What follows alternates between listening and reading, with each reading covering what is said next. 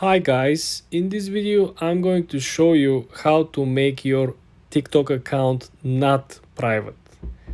First thing you want to do, you want to launch the TikTok app. Then of course you want to click on the lower right corner and hit on the profile picture. Then on the top right corner I want you to click on the three straight lines. Then I want you to click on settings and privacy. The secret of success, it's right around the corner, guys. Click on privacy. Then as you can see, we have an option over here that is called private account.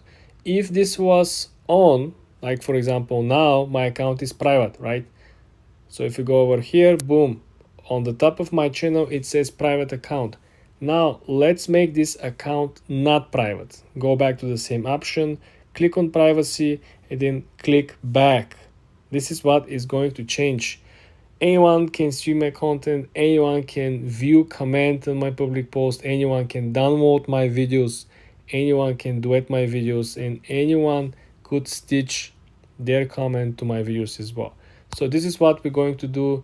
This is how simple it is, guys, to make your TikTok account not private. For more tips and tricks like this, subscribe and come back for more.